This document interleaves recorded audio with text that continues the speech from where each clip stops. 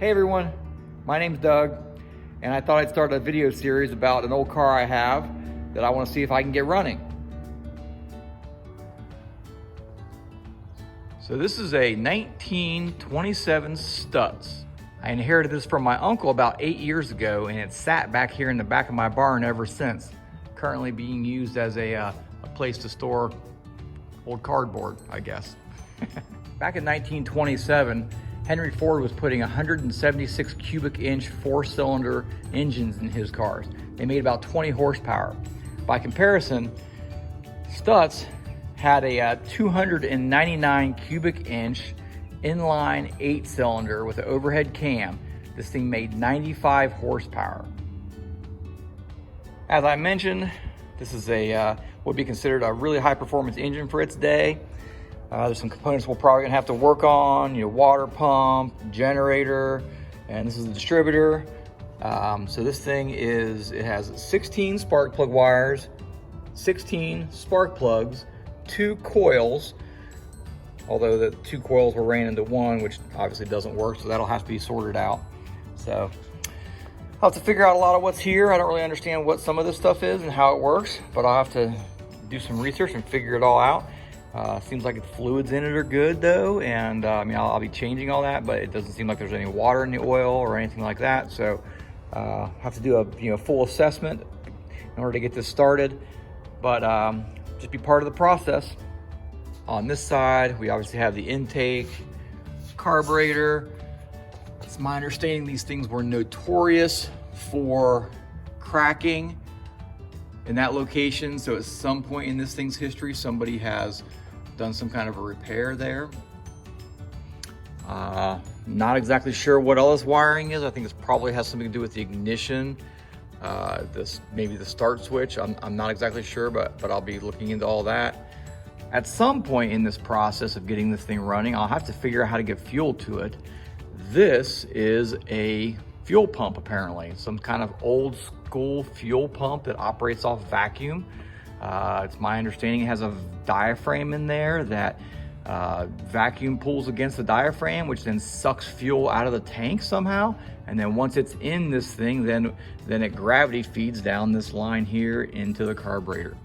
I don't have a fuel tank in this thing right now. The fuel tank is up there on the shelf right there. So I'll have to get it down at some point and get it in here and see if I can get some fuel going to the carburetor.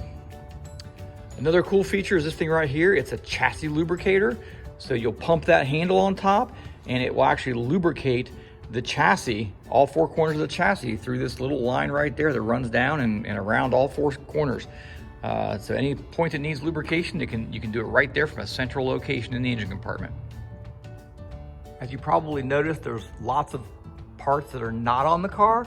I have all the parts up here, the front fenders, I have the headlights and other miscellaneous parts in totes up there. I also have some spare engine components and just miscellaneous parts here. I even have a spare transmission. So hopefully if I need something, I have it. I was really curious to see how long this thing actually is.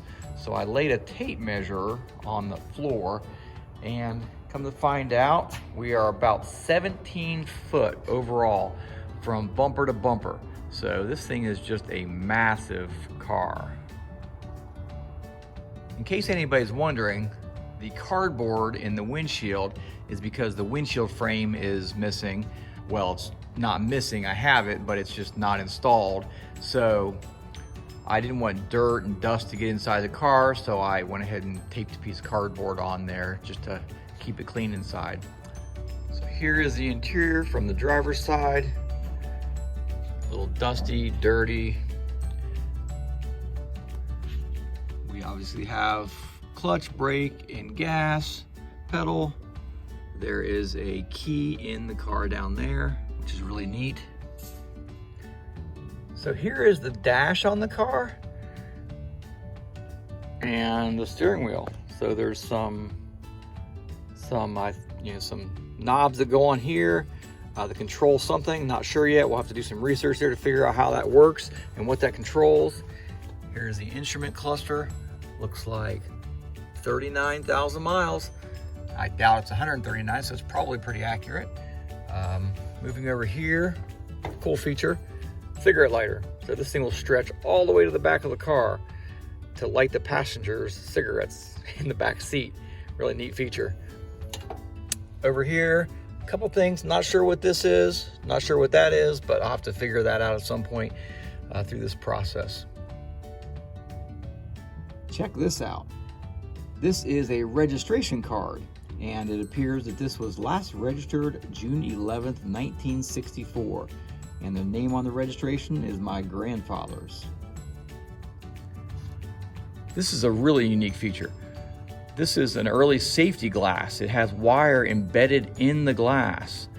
Really, really cool feature. They actually called this the safety STuTZ. It's one of the ways they use to market the car. Unfortunately, we have some damage to this glass. Not sure I can get that at safe light.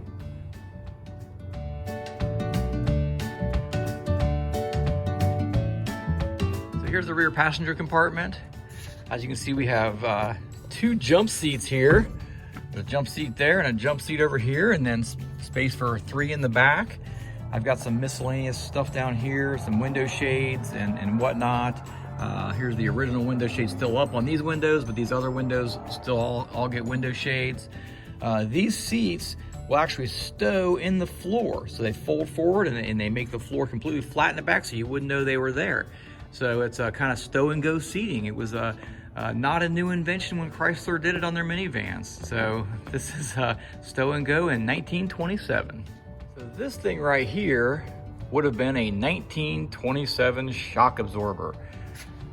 So I'm not entirely sure how it worked. I will have to do some research into this, but there is a strap here and somehow this strap spools around there, and as the car goes up and down, that rotates, thereby limiting the speed at which it goes up and down. So not sure again exactly how that works, but I will need to replace those straps. So I'll at some point we'll have to get inside there and figure it out. Here's a view from the back of the car. Obviously, wood spoke wheels, 20-inch tires. Here's a view of the other side. Really cool how the whole thing opens up. Suicide doors. This is just a massive car. Well, that's it. Next steps will be to dig it out of the back of the barn, move it forward, and start working on it. Thanks for watching. Don't forget to like and subscribe. Bye.